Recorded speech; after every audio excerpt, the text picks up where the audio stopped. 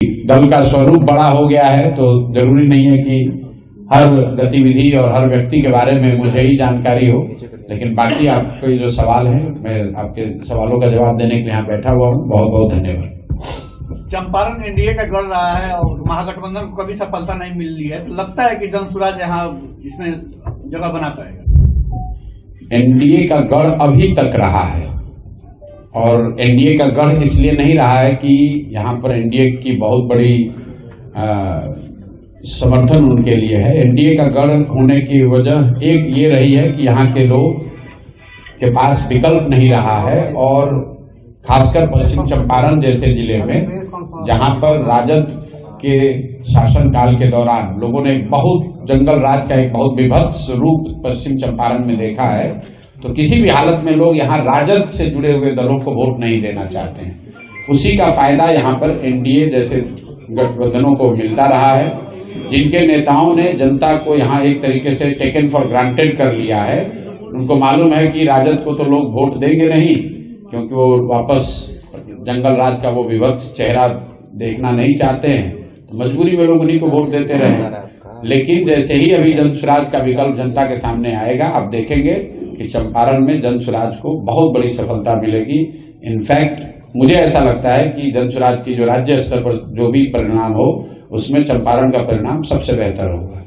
आज की जो सभा है, क्या यह चुनावी सभा मानी जाए और हुंकार मानी जाए जनसुराज की और प्रशांत किशोर की? नहीं, ये जनसुराज दल बनने के बाद जो राजनीतिक कार्यकर्ता सहयोगी जुड़े हुए हैं, ये उनकी ताकत है, ये उनका प्रयास है। प्रशांत किशोर तो जैसा कि आपने देखा आपके जिले में, हम तो 5, 10, 20, 25, 50 आदमी के साथ पैदल चले हैं, गांव गए हैं। टोटल 55 दिन हम यहाँ पर पैदल चले हैं। तब तो इतनी कोई दल नहीं था, इतना बड़ा संगठन नहीं था, तब तो इस सिर्फ विचार को, इस प्रयास को लेकर ही हम लोग गांव गए थे। अब उसका जो संगठनात्मक स्वरूप बन गया है, उन लोगों की ऐसी इच्छा रही है, सिर्फ चंपारण में ही नहीं, जो लोग भी अब दल से जुड़ गए हैं, वो राजनीतिक बैठक की बात उन्होंने करी है। अभी तक चंपारण के साथी ही पटना जाते हैं या कोई बैठक होती वहां आते हैं, हम लोग यहाँ नहीं आ रहे थे। तो फिर से पदयात्रा शुरू करने से पहले दल में यह सहमति बनी है कि जहां जहां संगठन बन गया है पूरे बिहार में, वहां एक बार कम से कम जाकर राजनीतिक बैठक, राजनीतिक आम सभा की जाए। इसीलिए ये प्रयास शुरू किया जा रहा है और इसको अगले 1-1.5 महीने में मैं पूरे बिहार में कर लूंगा। फिर उसके बाद पदयात्रा जहां पर रुकी हुई है वहां से फिर से शुरू किया जाएगा। विधानसभा चुनाव जो होने जा रहा है, तो क्या ये आने वाले विधानसभा चुनाव में आपकी पार्टी किसी से गठबंधन भी करेगी या सिर्फ पूरी सीट पर लड़ेगी? गठबंधन को लेकर मैंने पहले भी जवाब दिया है कि 243 मतलब 243, जनसुराज 242 सीट पर नहीं लड़ेगा।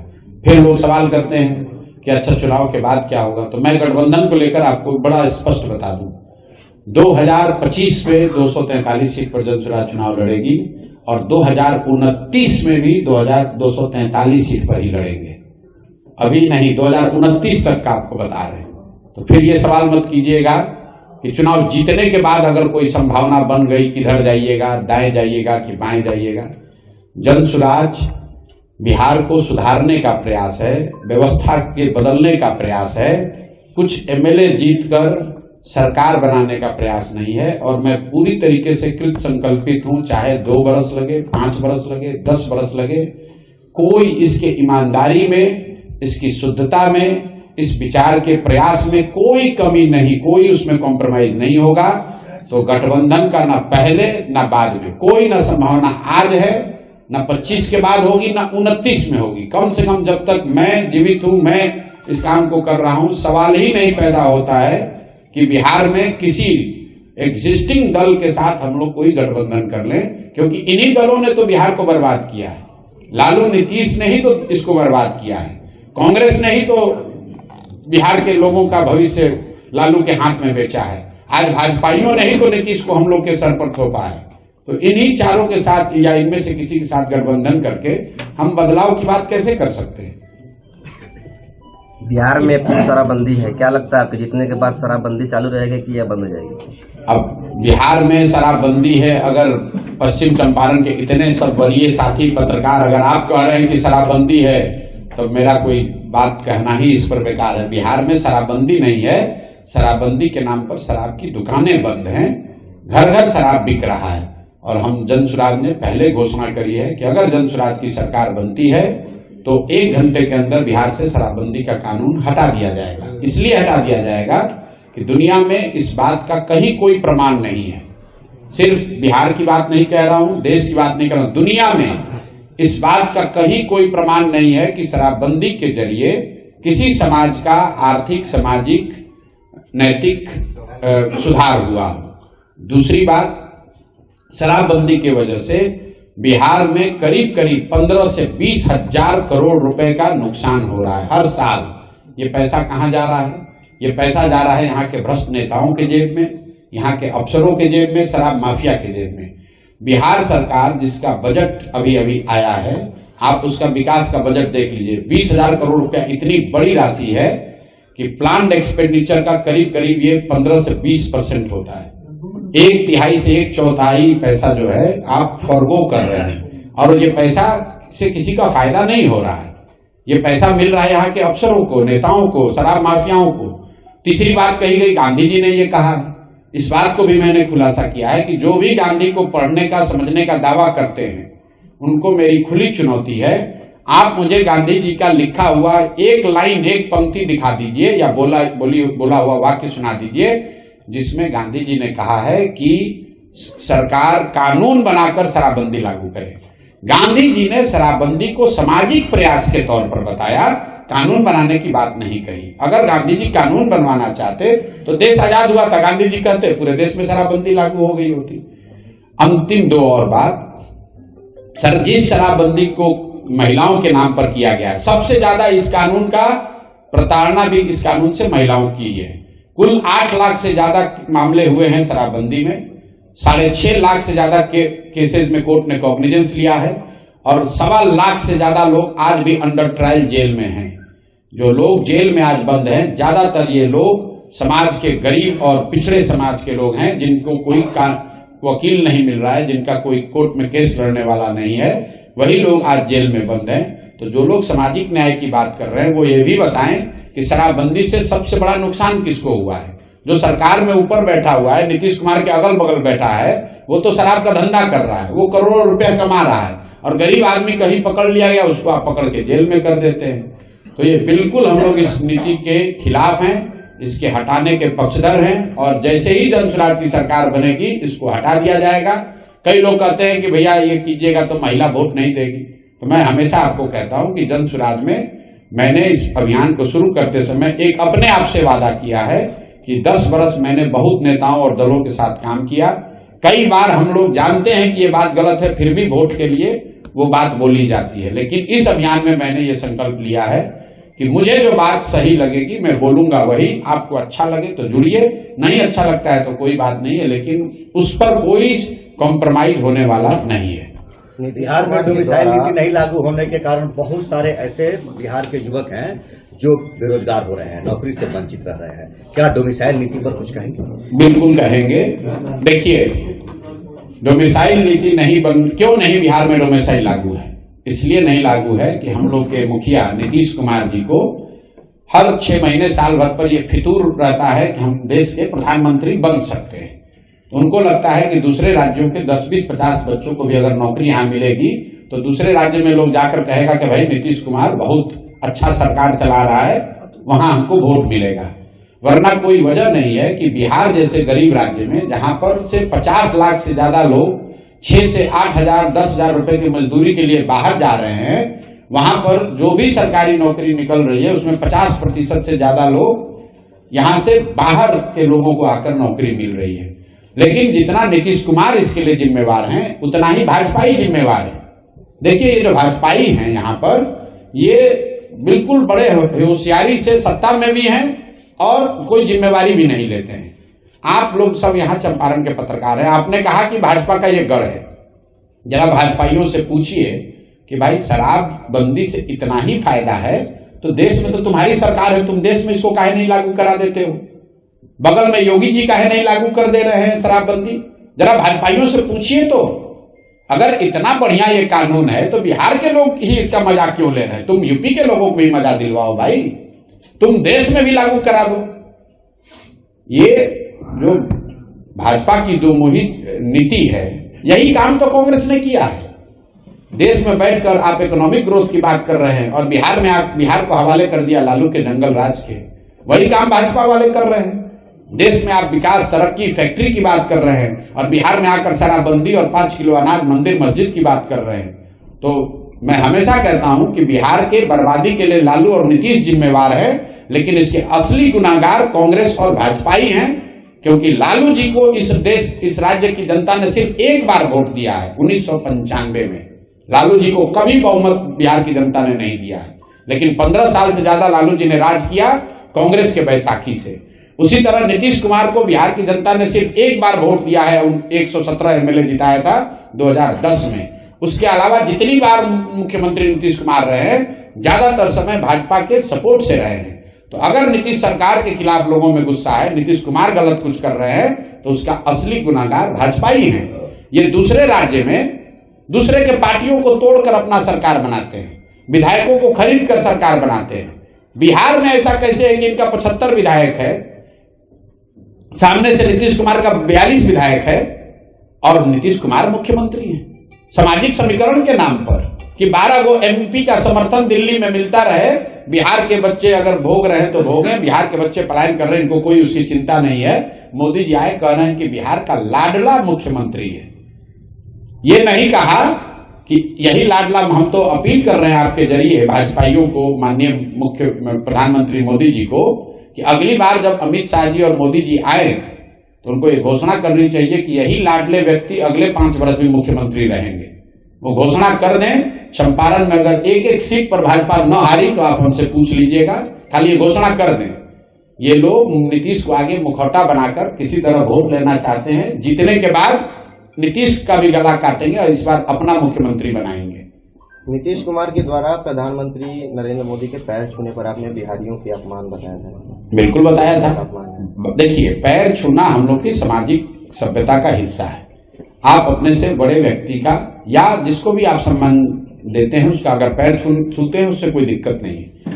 लेकिन नीतीश कुमार पार्लियामेंट में, देश के संसद में जहां शपथ विधि चल रही हो या जहां पर सरकार का एक फॉर्मल मीटिंग चल रहा है, वहां पर खड़े होकर प्रधानमंत्री का पैर छू रहे हैं, तो वो सिर्फ नीतीश कुमार व्यक्ति और नरेंद्र मोदी का मामला नहीं है। वो बिहार के मुख्यमंत्री हैं, 13 करोड़ लोगों को रिप्रेजेंट कर रहे हैं। वहां पर सारे राज्यों के मुख्यमंत्री हैं। क्या किसी दूसरे ने पैर छुआ मोदी जी का? आपको व्यक्तिगत श्रद्धा है, जाकर पैर छुइए। लेकिन आप बिहार के मुख्यमंत्री के नाते देश के संसद में खड़े होकर अगर प्रधानमंत्री का पैर छू रहे हैं तो यही दिखा रहा है कि अपना कुर्सी पर बैठे रहने के लिए नीतीश कुमार पैर क्या छुएंगे, पैर पे बैठ भी जाएंगे। नीतीश कुमार की जो आज दशा है, वो तो मुख्यमंत्री बने रहने के लिए कुछ भी करने को तैयार है। आपने कभी सुना कि नीतीश कुमार ने कहा कि भाई चीनी मिल सब चालू हो जाएगा तब हम समर्थन देंगे? अभी तो पूरे देश में यही चर्चा है ना कि नीतीश जी के समर्थन से ही देश में सरकार चल रही। नीतीश जी भाजपा के प्रधानमंत्री के बगल में बैठते हैं चंद्रबाबू नायडू के साथ। क्या नीतीश कुमार ने कहा कि वक्त पे कानून बनेगा तो मैं समर्थन वापस ले लूंगा? क्या नीतीश कुमार ने कहा कि अगर चीनी मिल चालू नहीं होगा तो मैं समर्थन वापस ले लूंगा? तो नीतीश कुमार को बिहार की फैक्ट्री की बात नहीं करनी है, मुसलमानों के साथ यहाँ जो गलत हो रहा है उसकी बात नहीं करनी है। उनको बात करनी है, भैया हमें मुख्यमंत्री बना दो, हम तुम्हें समर्थन दे देंगे। क्या लग रहा है चुनाव में फिर पलटी मारेंगे? कहां पलट के कहां जाएंगे? नीतीश कुमार को कहां दम है कि पलट के कहीं जाए? वो तो नीतीश कुमार पलटी जीतने के बाद करते हैं। एक चीज आप लोग को ध्यान नहीं है, नीतीश कुमार अपने पूरे जीवन में कभी भी एक बार छोड़कर, जब उनका चुनाव मैंने लड़ाया था, अगर 2015 को छोड़ दीजिए तो नीतीश कुमार आज तक अपने पूरे जीवन में भाजपा के बगैर चुनाव नहीं लड़े हैं। क्योंकि वो लड़ते हैं भाजपा की ताकत से, भाजपा के पैसे से, भाजपा के संगठन से, और जीतने के बाद वो पलटते हैं।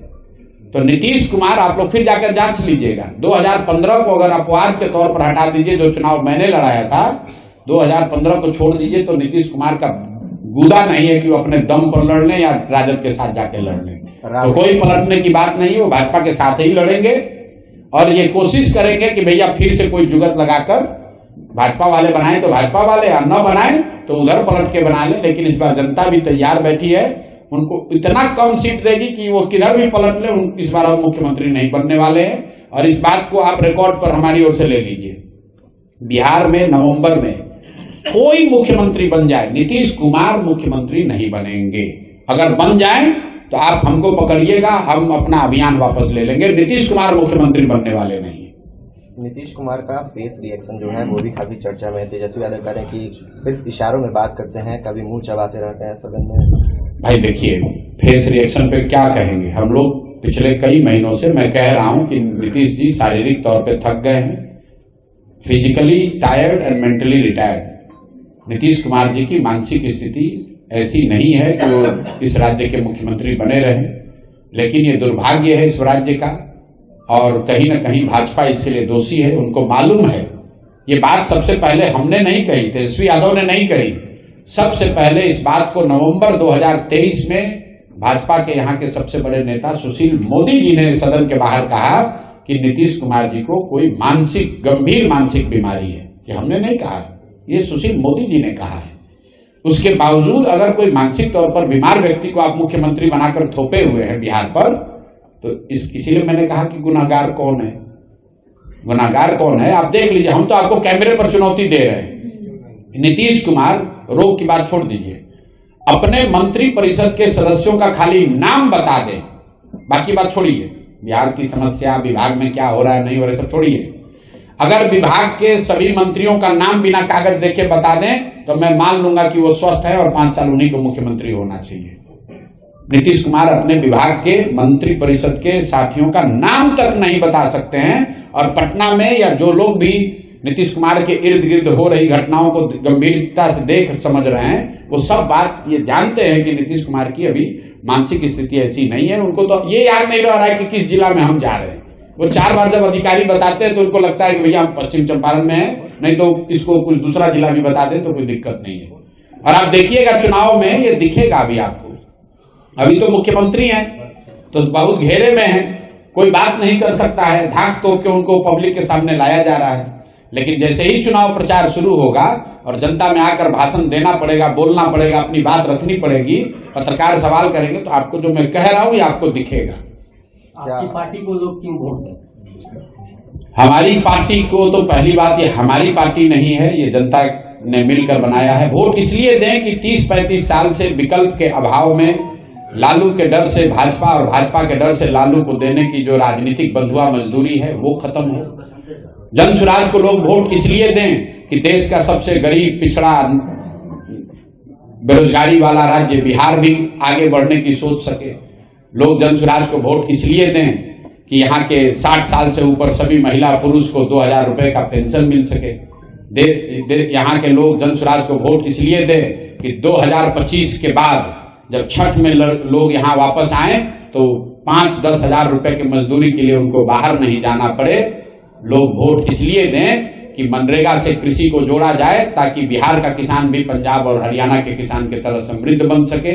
लोग वोट इसलिए दें कि यहाँ विद्यालय से खिचड़ी बंटना बंद हो, सही में पढ़ाई की शुरुआत हो और गरीब से गरीब का बच्चा भी बढ़िया अंग्रेजी स्कूल में पढ़ सके, ये व्यवस्था बने। इसलिए जन सुराज को वोट दें। सिर्फ भाजपा से डरकर लालू को वोट न देते रहें, लालू से डरकर भाजपा को वोट न देते रहें। और विकल्प नहीं होने की वजह से 30-35 बरस से जो आपकी राजनीतिक बंधुआ मजदूरी है उससे आजादी के लिए जन सुराज को वोट दें। सर एक सवाल रहेगा, आपने कहा था लालू के समय जंगल राज था, उस जंगल राज से मुक्ति मिली और नीतीश की सरकार में कलम की डकैती शुरू हो गई, अफसरशाही है। कोई ऐसा विभाग नहीं है जहां बिना पैसे के काम होते हो। अधिकारी कार्यालय इसलिए जाते हैं कि पैसा लेकर ही काम करेंगे और उनकी जो सैलरी आती है वह उनके किसी अन्य कार्यों में जाते हैं। क्या जन सुराज की सरकार बिहार में बनती है तो यह कलम की लूट पर रोक लगेगी? बिल्कुल लगेगी और उसका पूरा ब्लूप्रिंट भी हम लोगों ने दिया है। मैं उन व्यक्तियों में से नहीं हूं जो कहता है कि मैं जन सुराज की सरकार बनेगी तो भ्रष्टाचार खत्म हो जाएगा। भ्रष्टाचार खत्म तो नहीं होगा, लेकिन बहुत बड़े स्तर पर इस पर अंकुश जरूर लगा दिया जाएगा। और उसके लिए जो ब्लूप्रिंट दिया गया है, मैंने 4 बातें बताई हैं। दुनिया में जहां कहीं भी, जिन देशों में भी भ्रष्टाचार पर अंकुश लगाया गया, दुनिया के जो सबसे ईमानदार देश हैं, जो सबसे ईमानदार व्यवस्था है, फिनलैंड है, स्वीडन है, डेनमार्क है, न्यूजीलैंड है, उन व्यवस्थाओं को अगर आप ध्यान से जाकर देखिएगा, वहां पर लोगों ने वहां की व्यवस्था में 4 बात को किया है। पहला बात, लोगों ने ईमानदार प्रत्याशियों को चुनकर भेजा है। दूसरी बात, सब बहुत बड़े पैमाने पर सरकारों ने सत्ता और संसाधन का विकेंद्रीकरण किया है। तो हम लोग यहाँ चाहते हैं, इसीलिए जनसुराज का नारा है सही लोग, मजबूत आदमी नहीं, गलत आदमी नहीं, चाहे कमजोर व्यक्ति हो लेकिन ईमानदार हो, सही हो, उसको ही चुनाव में हम लोग उतारेंगे। दूसरी बात, अगर जनसुराज की सरकार बनती है तो बड़े पैमाने पर सत्ता और संसाधन का विकेंद्रीकरण होगा। कम से कम 1/3 विकास की राशि पंचायती राज व्यवस्था के चुने हुए प्रतिनिधियों के जरिए खर्च की जाए। तीसरी बात, जन भागीदारी, जो भी योजना बनती है उसमें जनता को पता तो चले कि उनका अधिकार क्या है। और चौथा जो उसका पिलर है, बड़े पैमाने पर टेक्नोलॉजी का प्रयोग।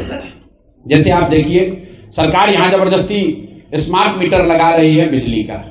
किसी ने नहीं पूछा कि भाई जब तुम नल जल योजना बना रहे थे, अगर तुमने नल जल योजना में स्मार्ट मीटर लगा दिया होता तो पटना में बैठे बैठे पता चलता कि कौन सा मोटर ऑन हुआ, कितना पानी निकला, किसने कितना पानी कंज्यूम किया, तो वो तो भ्रष्टाचार पूरा उसमें कम हो जाता। अभी सरकार को पता ही नहीं कि कितना नल जल योजना कब चल रही है कि नहीं चल रही है। तो ये 4 जो सिद्धांत हैं, राजनीतिक लड़ाई में, लोकतांत्रिक लड़ाई में शुचिता आए, इसके लिए अच्छे लोगों का चुनाव, जो लोग चुनकर आए, व्यवस्था बने, उसमें बड़े स्तर पर सत्ता और संसाधन का विकेंद्रीकरण, तीसरा जन भागीदारी, और चौथा बड़े पैमाने पर टेक्नोलॉजी का प्रयोग। इन 4 चीजों से बिहार में बहुत बड़े स्तर पर भ्रष्टाचार पर अंकुश लगाया जा सकेगा। इसलिए नहीं कि मैं कह रहा हूं, क्योंकि दुनिया में इस बात का प्रमाण है कि जिन देशों में भी, जिन राज्यों में भी भ्रष्टाचार पर अंकुश लगाया गया है, वो इन्हीं 4 माध्यमों से ये अंकुश लगाया जा सका है। नीतीश कुमार के बेटे निशांत कर सकते हैं या दूसरे पार्टी छोड़ दिया जाता है, वही अच्छा है क्या है? अच्छे लोगों का मतलब, अच्छे लोगों का मतलब ये है कि आप बालू माफिया नहीं है। अच्छे लोगों का मतलब ये है कि आप शराब माफिया नहीं है। अच्छे लोगों का मतलब ये नहीं है कि आप सिर्फ इसलिए चुनाव लड़ रहे हैं क्योंकि आपके बाबूजी विधायक और मंत्री थे। अच्छे लोगों का मतलब ये नहीं है कि आप इसलिए चुनाव लड़ने के अधिकारी हैं क्योंकि आपके जाति की सबसे बड़ी संख्या उस विधानसभा में है। अच्छे लोगों, एक मिनट, अच्छे लोगों का मतलब ये है जिसको समाज में कम से कम लोग ये कहते हैं कि नहीं, आदमी कमजोर है, अच्छा है, लेकिन समाज के लिए कुछ करने वाले हैं, कुछ करने की सोच रखते हैं, कर पाए न कर पाए लेकिन करने की सोच रखते हैं। अब आप कहिएगा कि आपके भी दल में बहुत लोग जुड़ा हुआ है, दूसरे दल से आया है, उसका अच्छा का कौन गारंटी लेगा? तो पहले दिन से हम कह रहे हैं कि कोई इसकी गारंटी नहीं ले सकता है। हमारे पास कोई दूरबीन नहीं है कि हम देख के बता दें कौन अच्छा कौन खराब, लेकिन इतना जरूर कह सकते हैं कि जो लोग हमारे इर्द गिर्द हैं, जो इन लोगों को जिम्मेवारी दी गई है, जिनको चुनाव लड़ाया गया है, वो ज्यादातर लोग, एक दो गलती हो सकता है कहीं, ज्यादातर लोग दूसरे दलों के मुकाबले या जो यहाँ समाज में स्थिति है उसके मुकाबले आपको स्वच्छ और समाज के लिए अच्छी सोच रखने वाले लोग होंगे। कोई भी व्यवस्था परफेक्ट नहीं है। आज ऐसा नहीं है कि राजद में, भाजपा में, जदयू में कोई ईमानदार नहीं है, लेकिन आप उनसे जाकर पूछिए कि भाई तुम्हारा क्या हाल है, तो क्या कहता है कि भैया क्या करें, व्यवस्था ऐसा है कि हम लोग भी, ईमानदार आदमी को भी चोरी करना पड़ता है। तो हम जनसुराज जो व्यवस्था बना रही है कि कम से कम जनसुराज में से जुड़े हुए लोगों में इतने अच्छे लोग जरूर रहे कि कुछ गलत आ भी जाए तो गलत कर ना पाए। ये इसका सिद्धांत है। चुनाव में आएंगे बिहार के वासियों के साथ हमेशा धोखा होता है। किसी भी पार्टी से कोई भी नेता आते हैं, बिहार के लोगों के साथ वादा करते हैं कि जीतने के बाद हम ये करेंगे, ये विकास करेंगे, लेकिन जीत जाने के बाद वादे से सर मुंह कर जाते हैं। तो आपके पार्टी पे कैसे भरोसा किया जाएगा? आपका भी पार्टी तो नया है सर। बिल्कुल भरोसा न करें, लेकिन जिसने पहले आपको ठग लिया, मोदी जी मोतिहारी में 2014 में आए थे और वहीं से भाषण में कहा कि जब इस चीनी मिल को चालू करने के बाद इसके चीनी से बने हुए चाय पीऊंगा तभी वोट मांगने आऊंगा। 2014 में कहे, 14 के बाद 5 गो चुनाव में मोदी जी वोट मांगने आए और मोतिहारी की जनता ने उन्हीं मोदी जी के कहने पर फिर वोट दिया। तो भैया वो तो नोन है कि इन्होंने धोखा दिया। उसके मुकाबले जनसुराज है जो अच्छा भी कर सकती है, धोखा भी दे सकती है, मान लिया बात को। लेकिन फिर भी अगर आपके पास एक दवा है जो एक्सपायर है, लिखा हुआ है कि ये दवा एक्सपायर हो गया है, और एक दवा है जो कि नई दवा है, ये डॉक्टर कह रहे हैं कि ये इससे रोग ठीक हो भी सकता है, नहीं भी हो सकता है। तो आप बताइए, पत्रकार होने के नाते आप ही बताइए कि आप एक्सपायर्ड दवा खाइएगा कि जो दवा में 50% ठीक होने की संभावना है, 50% हो या 20% हो, वो दवा खाइएगा। तो जो पहले से एक्सपायर दवा है, लोगों ने लालू, नीतीश, भाजपा को यहां 30 वर्ष देख लिया, इसलिए उनको नया प्रयास करना चाहिए, जनसुराज को मौका देना चाहिए। जनसुराज भी न करे तो जनसुराज को भी हटाना चाहिए। लोकतंत्र में आपको 5 वर्ष में मौका आता है। आप कह रहे हैं कि नेता लोग ठग रहा है, तो भाई जो नेता ठग रहा है उसको दोबारा मत चुनो। जनसुराज वाले कितना दिन ठग लेंगे? 5 ही साल तो ठगेंगे। बिहार की दुर्दशा तो 75 साल से है, कम से कम 35 साल से तो लालू नीतीश ही आप कर रहे हैं। दक्षिण के जिन राज्यों में आपके हमारे बच्चे जाकर मजदूर बने हुए हैं, तमिलनाडु में, केरल में, कर्नाटक में, आंध्र प्रदेश में और तेलंगाना में, जिन राज्यों में सबसे ज्यादा आर्थिक तरक्की अभी हो रही है, उन राज्यों में कोई आदमी 10 साल से ज्यादा मुख्यमंत्री नहीं बना है। वो दक्षिण के राज्य क्यों तरक्की कर रहे हैं? क्योंकि जो भी मुख्यमंत्री बनता है, जो भी दल सत्ता में आता है, उन पर यह दबाव होता है कि हम काम नहीं करेंगे, जनता हटा देगी। तो जनसुराज को भी आप चुनिए सिर्फ 5 वर्ष के लिए, 5 वर्ष के लिए मौका दीजिए। अगर ये लोग भी, जनसुराज वाले भी काम नहीं करते हैं, तो इनको भी झाड़ू मारकर बाहर भगाइए, तभी सुधार होगा। किसी एक दल को आप लगातार वोट देते रहेंगे तो वो दल चाहे भाजपा हो, जदयू हो, जनसुराज हो, राजद हो, कांग्रेस हो, वो आपको टेकन फॉर ग्रांटेड ले लेंगे, आपका काम नहीं करेंगे। तो जनसुराज, जो मैंने आपको कहा, सबसे पहले क्यों वोट जनसुराज को पड़ना चाहिए? क्योंकि जनसुराज के प्रयास से आपके हमारे सामने एक नया विकल्प आ रहा है। आपकी राजनीतिक बंधुआ मजदूरी खत्म हो रही है। जिन नेताओं ने 5 साल आपका फोन नहीं उठाया, इस दम्भ में कि जाओगे कहां, वोट तो हम ही को देना पड़ेगा, आज आपके पास, बिहार की जनता के पास वो अवसर आया है। आप उसको समुचित जवाब दीजिए, भाषणों से नहीं, धरने से नहीं, बल्कि वोट की चोट पहुंचाइए। आप देख रहे हैं कि पटना में जो लोग जा रहे हैं, उनको मार लाठी मार रहा है। वही लोग वापस गांव में आते हैं, फिर सोचते हैं भैया तो लालू जी को वोट दे नहीं सकते हैं, तो चलो नीतीश को दो। जिस नीतीश ने लाठी चलवाया आपके भाई पर, आपके दोस्त पर, आपके परिवारजनों पर, उसी को आप मजबूरी में वोट देते हैं। जनसुराज के रहने की वजह से अब आपके पास विकल्प है कि जिसने आपके बच्चों का पेपर लीक किया, जिसने आपके बच्चों का नौकरी बेचा, उस नीतीश कुमार को और भाजपा को आपको वोट नहीं देना है, क्योंकि लालू का डर नहीं, आपके पास एक तीसरा विकल्प है। इसी तरह जिन मुसलमानों को लालू जी ने बंधुआ मजदूर बनाकर 20 वर्ष से वोट लिया, कोई काम नहीं किया, मुसलमानों के पास आज विकल्प है कि भाजपा के डर से हमको लालटेन में किरासन तेल बनकर नहीं जलना है, हमारे पास जनसुराज है, हम जनसुराज को वोट दे सकते हैं। तो विकल्प नहीं होने की वजह से जो आपकी राजनीतिक बंधुआ मजदूरी थी, वो खत्म हो रहा है। इसलिए आपको जनसुराज के लिए वोट देना चाहिए। जनसुराज काम क्या करेगा, उसमें लोग कैसे हैं, उसका प्रोग्राम क्या है, ये सब तो विषय है, लेकिन सबसे बड़ा विषय ये है कि हम लोग की राजनीतिक बंधुआ मजदूरी खत्म हो। देश को आजादी मिल गई, लेकिन बिहार में लोगों को राजनीतिक आजादी अभी भी नहीं मिली हुई है, और उस आजादी के प्रयास में सबसे बड़ा योगदान अभी जनसुराज का है। पहला दल है जो पिछले 3 वर्ष में सब समाज के वर्गों को लेकर एक नया विकल्प आपके सामने दे रहा है। इसलिए बिहार की जनता को, आपको इसके साथ खड़ा होना चाहिए। क्या लग रहा है निशांत को बिहार विधानसभा चुनाव में लाया जाएगा? मेरा एक अपना व्यक्तिगत सिद्धांत है, जो लोग राजनीति में नहीं है, मैं उन पर टीका टिप्पणी नहीं करता हूं। लालू जी के जो बच्चे राजनीति में नहीं है, मैं उन पर टीका टिप्पणी नहीं करता हूं। नीतीश जी के लड़के जो है वो राजनीति में नहीं है। ये आपका विषय है कि आप उन पर क्या बात कर रहे हैं, मेरा विषय नहीं है। हमारे लिए नीतीश जी राजनीति में है, वो मुख्यमंत्री, हम उन पर बात करेंगे, उनकी नीतियों पर बात करेंगे, उनके काम या सफलता असफलता पर बात करेंगे। उनके बच्चे क्या कह रहे हैं, उनके प्राइवेट लाइफ में क्या हो रहा है, ये मेरा विषय नहीं है। की बात है, दिल्ली में कांग्रेस और भाजपा के अलावा दिल्ली वासियों के लिए कोई विकल्प नहीं था। एक अरविंद केजरीवाल आए, 10 साल सत्ता में रहे। दिल्ली में क्या हुआ, उस परिदृश्य में आप अपनी पार्टी को कैसे देख रहे हैं? दिल्ली में क्या हुआ, कम से कम वहां की जनता के पास 3 विकल्प है। जनता लोकतंत्र के हिसाब से उनको 10 साल का मौका दिया। जब उन्होंने जनता के हिसाब से काम नहीं किया, तो आम आदमी पार्टी को झाड़ू मार के बाहर कर दिया, दूसरे को मौका दे दिया। 10 साल में फिर जो लॉस हुआ दिल्ली, अरे आप लॉस हुआ, आप कैसे जानते हैं? आप दिल्ली के वोटर हैं। जिस दिन जनता को फायदा दिखा, उनको दोबारा मौका दिया। जिस दिन नहीं, बिल्कुल ठीक बात है। जिस दिन दिल्ली चुनाव का सर्वे, अरे सुनो भाई, विधानसभा आप उसी आधार पर जनता के बेच कर मैं बोल रहा हूँ। ठीक, आप ज्यादा आपको जानकारी है, हम तो उतना नहीं जानते, हम तो बिहार में हैं। मैं ये कह रहा हूं कि दिल्ली की जनता को जब तक आम आदमी पार्टी की सरकार से, उनके प्रयास से उनकी संतुष्टि रही, तब तक उनको वोट दिया। जिस दिन उनके काम से उनकी संतुष्टि नहीं है तो उनको हटाकर भाजपा को दे दिया।